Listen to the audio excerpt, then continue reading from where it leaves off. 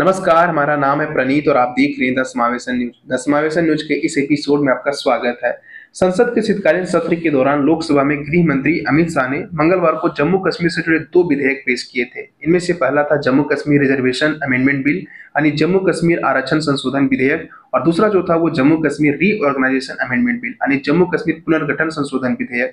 ये दो बिल सदन में पेश किए गए थे। सदन में इन दोनों बिलों के ऊपर खूब चर्चाएं हुई और लोकसभा में पारित भी कर दिया गया। वहीं इसी दौरान अमित शाह ने पीओके के जो 24 सीटें थे उसको आरक्षित भी कर दिए गई है, यानी भारत सरकार ने ये मंशा साफ कर दी कि पीओके हमारा है और हम लेकर के रहेंगे। अभी पीओके यानी पाकिस्तान ऑक्युपाइड कश्मीर अभी पाकिस्तान के कब्जे में है और भारत सरकार ने इसके लिए 24 सीटें आरक्षित भी कर दी है। लेकिन भारत सरकार ने ये जो दो अमेंडमेंट जो बिल लाए गए हैं, इसके पीछे भारत सरकार की क्या मंशा रही है, आइए जानते हैं आज के इस वीडियो में।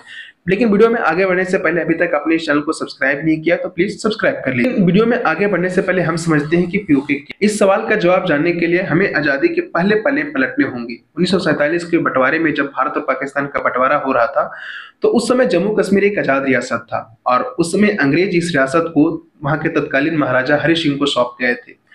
राजा हरि सिंह चाहते थे कि जम्मू कश्मीर हमेशा से वो एक आजाद रियासत रहे, न तो वो पाकिस्तान की तरफ जाए न वो भारत का हिस्सा हो। लेकिन 22 अक्टूबर 1947 को पाकिस्तान की तरफ से जम्मू कश्मीर में अटैक कर दिया जाता है और 24 अक्टूबर 1947 को राजा हरि सिंह पंडित जवाहरलाल नेहरू से बचाव के लिए फोर्सेस की मांग करते हैं, आर्मी फोर्सेस की मांग करते हैं। लेकिन पंडित जवाहरलाल नेहरू एक शर्त रखते हैं कि जम्मू कश्मीर को भारत का हिस्सा होना होगा। उसी समय आर्टिकल 370 का संशोधन किया गया और जम्मू कश्मीर तब से लेकर के भारत का हिस्सा है।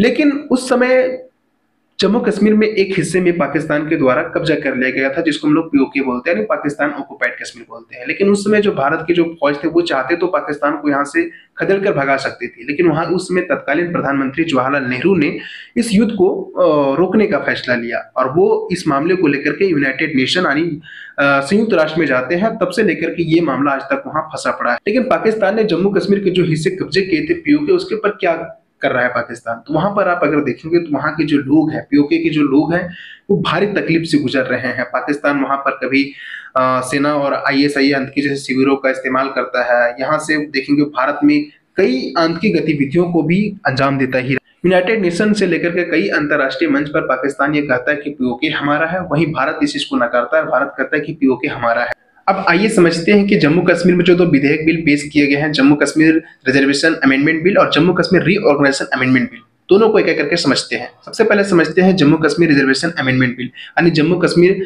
आरक्षण संशोधन विधेयक। तो जम्मू कश्मीर आरक्षण संशोधन विधेयक जम्मू कश्मीर आरक्षण अधिनियम 2004 को संशोधन करता है, जहां पे अनुसूचित जाति और जनजाति के अलावा अन्य सामाजिक और शैक्षणिक रूप से पिछड़े वर्ग के लोगों के लिए नौकरियों और व्यवसाय संस्थानों में आरक्षण प्रदान करता है।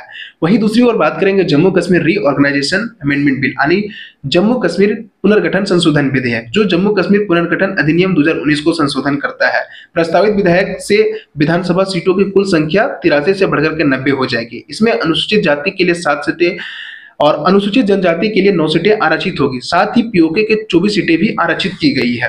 अब समझते हैं कि पीओके के लिए जो 24 सीटें आरक्षित की गई, इसका क्या मतलब है। जम्मू कश्मीर राज्य के विभाजन से पहले विधानसभा में कुल 111 सीटें थी। इनमें कश्मीर डिवीजन में 46 और जम्मू डिवीजन में 37 सीटें थी। वहीं लद्दाख में 4 थी, जो कि और बाकी के 24 सीटें पाकिस्तान कब्जे वाले कश्मीर यानी पीओके के लिए आरक्षित थी। 4 अगस्त 2019 को आर्टिकल 370 को जब हटा दिया गया तो इससे राज्य का जो विशेष राज्य का जो दर्जा था वो खत्म हो गया। इसके बाद जम्मू कश्मीर में मात्र 107 सीटें ही